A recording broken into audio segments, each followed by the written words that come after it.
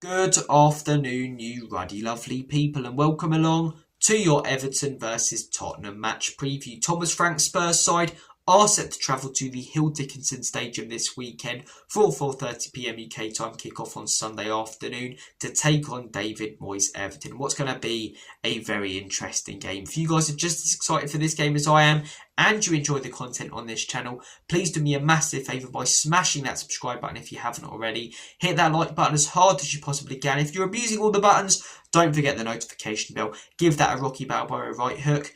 Without further ado, let's get cracking with this knack. And we always start these previews off by discussing the opposition. So let's talk the Toffees. Starting things off with their recent form.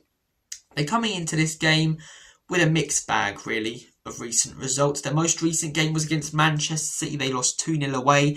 But in the first half of that game, they were rampant. Iliman Ndiaye, what a player he is. One of their danger men, tearing Manchester City a new one in that first half, carving them open like a Christmas cake. And he's a guy to watch out for this Sunday. The game before that, a 2-1 win against Crystal Palace. Jack Grealish scoring his first Everton goal. He deserves it because he's been, getting assists left, right and centre like they're going out of fashion. He's been back to the old Grealish at Aston Villa. This player thrives when he's given freedom, and David Moyes has spotted that, and he's given him that freedom that he needs to be the player that he can be. A win at home against Crystal Palace, what a result that is as well. Their only loss so far this season. The game before that, a 1-1 draw against West Ham.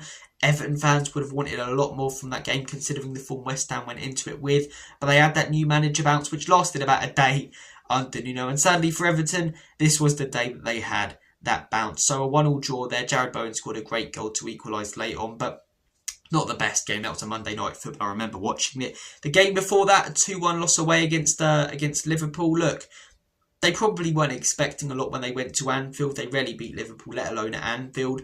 But they were the better team on that day. Liverpool scored 2 early goals, but from about the 30th minute onwards, Everton were all over them, especially in that second half, pressing high at Anfield.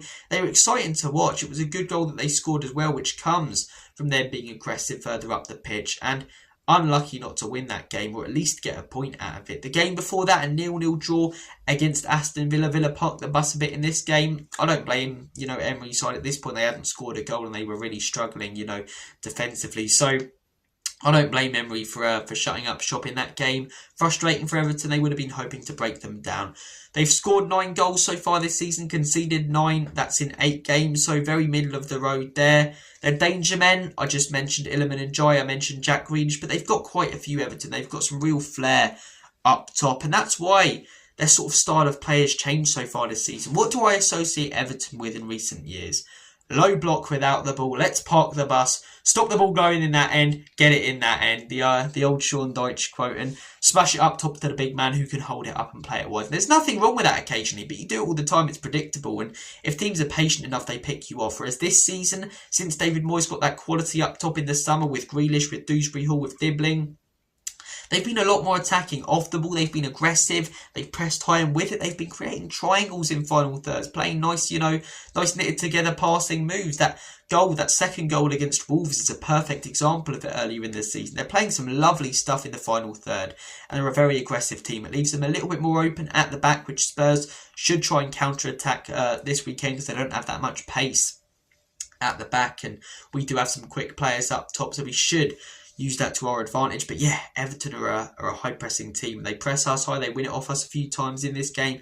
They're going to get that crowd up for it. They really, really are. When you look at Tottenham's recent form, we won't delve too much into it because this is a Tottenham channel. We talk about every single game multiple times. Most recent Prem game, 2-1 loss against Villa. I actually think we played pretty well, like I said in my match reaction and in a few videos since when I've mentioned it. But Villa were clinical, we weren't. We've limited them to very little, but the chances they did have from outside the box, they took. The game before that, 2-1 win against Leeds, really good performance in that. I thought we pressed them very well, scored 2 well-crafted goals. The game before that, 1-1 draw against Wolves, pathetic performance, but thanks to the Portuguese star João Paulinho, who got us out of jail and got us a massive point. The game before that, 2-2 draw against Brighton, should have won that game.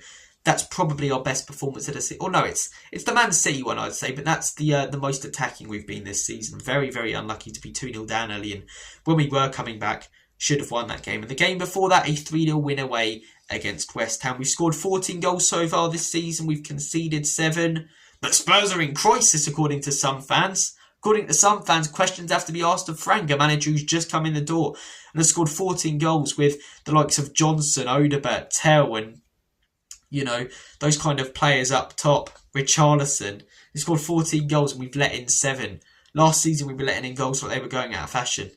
This season, we're limiting them very, very much. We're stopping teams from creating clear-cut chances.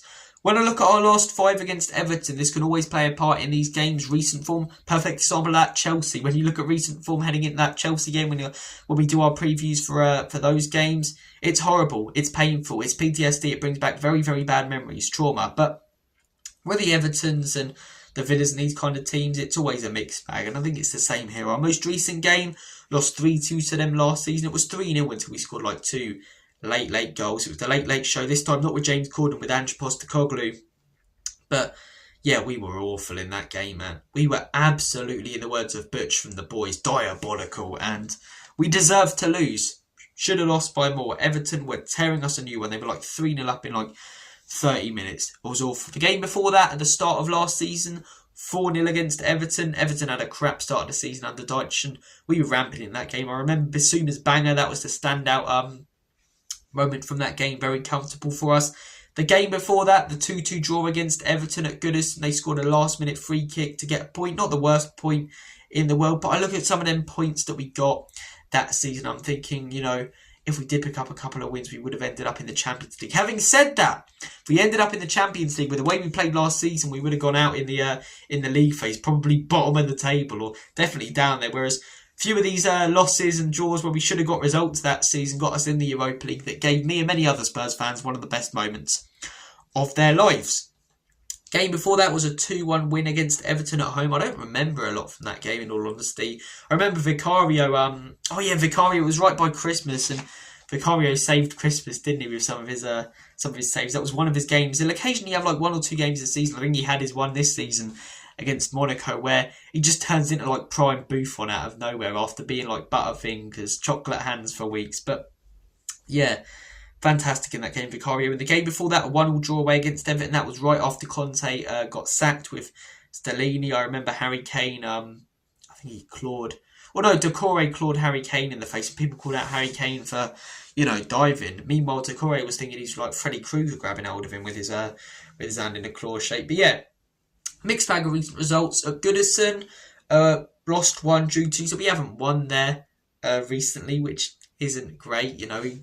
We don't have the best record there. It's a new stadium, but I'd say it's going to be just as tough for teams to go there. In terms of systems, I expect Everton to set up in their 4-2-3-1. I think we'll see Grealish back for this game. He wasn't in the Villa game. Spurs, I expect a 4-2-3-1. If you want to see what I think Frank should play, though, and what I think the best system would be to get a huge result here, check out my tactical breakdown. All I'll say is we have to double up on the wingers, so we have to have more defensive options, but I still think we should go with a front 3. Check out the tactical preview. I'm not going to delve into the tactical stuff too much. There's a tactical preview on the channel for a reason. Score prediction, I'm going to go with what I did at the end of that. 2-1 Spurs. 2-1 Spurs. I'm going to say we turn up and we get a massive result in this game, and I think we need it to just regain a little bit of confidence. Shut a few people up who are asking stupid questions of the manager and certain players already so far this season.